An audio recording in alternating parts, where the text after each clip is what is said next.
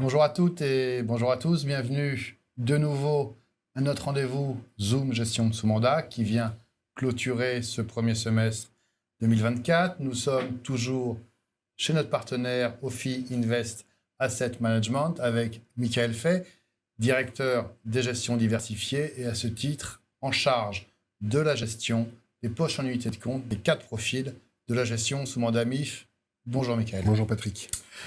Alors Michael, depuis notre dernier échange, quelle a été l'évolution du contexte macroéconomique?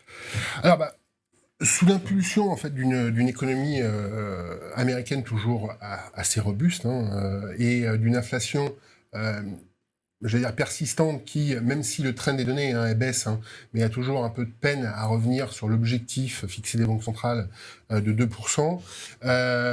Les anticipations de baisse de taux, et on l'avait vu à la fin du premier trimestre, ont été revues bien évidemment à la baisse. On commençait l'année avec des anticipations de 8 baisses de taux, enfin le marché anticipait 8 baisses de taux, et puis après on est passé à 6, 5, 4, 3, et aujourd'hui le marché est à peu près sur les perspectives. Alors, on avait entamé l'année nous autour de 3 baisses de taux, on est aujourd'hui à une anticipation de 2 baisses de taux, et le marché est à peu près en cohérence avec ça. On estime qu'il y aura 2 baisses de taux aux États-Unis.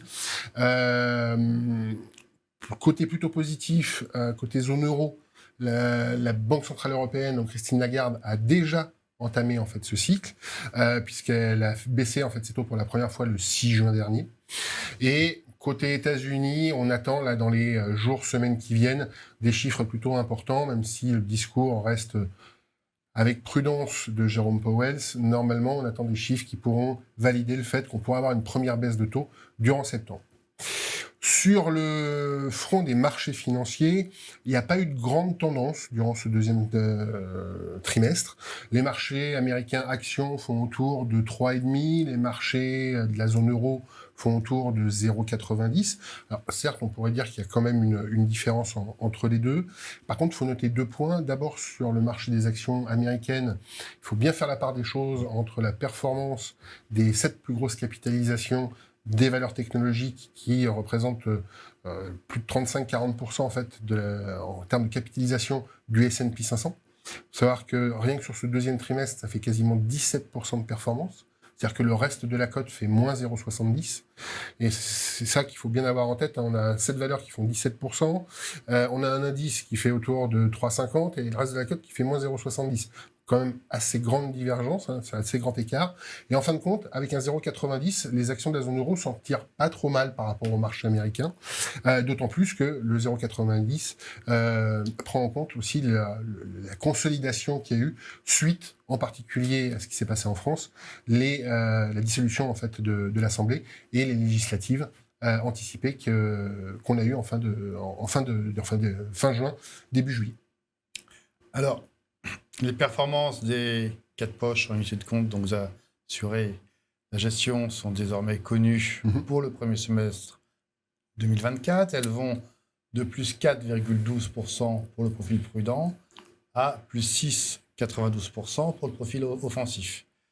Du coup, quelle a été votre stratégie d'allocation et comment a-t-elle évolué sur la période? Alors, sur le dernier trimestre, nous avons adopté plutôt un positionnement neutre sur le marché des actions. Et on l'a vu, en fin de compte, il n'y a pas eu en fait de mouvement très significatif sur cette classe d'actifs. Néanmoins, notre positionnement sur le fonds Loomis US Growth, donc correspondant aux valeurs de croissance du marché américain, y compris une partie des valeurs technologiques, a permis en fait de profiter d'une partie de la hausse de ce segment.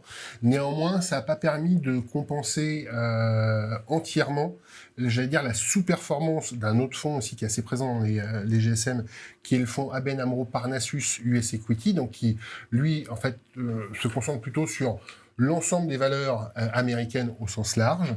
Bien évidemment, il ne peut pas se permettre d'avoir autant de concentration sur les 7 valeurs technologiques, donc il en a moins que les indices de marché qui peuvent tout se permettre.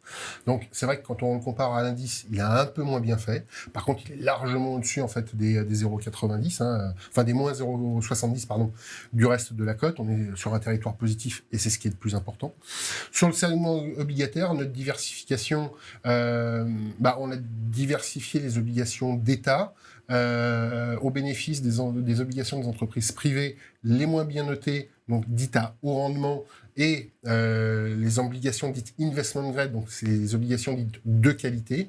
Et ça a apporté de la valeur, puisque alors que les obligations d'État sont plutôt en territoire négatif sur le deuxième trimestre, on a des obligations en fait des entreprises privées qui se comportent plutôt bien, avec là aussi une performance positive.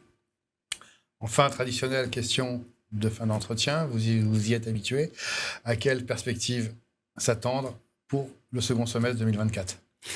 Alors, dans le cadre de notre scénario central, comme je disais tout à l'heure, on s'attend à 2 baisses de taux en fait sur la Banque fédérale américaine. On s'attend à au moins une baisse de taux supplémentaire sur la Banque centrale européenne. Donc, dans ce contexte macroéconomique, la classe d'actifs obligataires continue d'avoir nos préférences.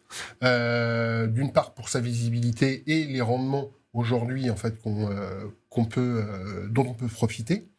Et en particulier, toujours la classe d'actifs crédit, donc les obligations d'entreprises privées, qu'elles soient de qualité ou à haut rendement. Donc à ce titre, les poches obligataires adoptent aujourd'hui une position de l'ordre de 50% d'obligataires d'État et 50% d'obligations d'entreprises privées.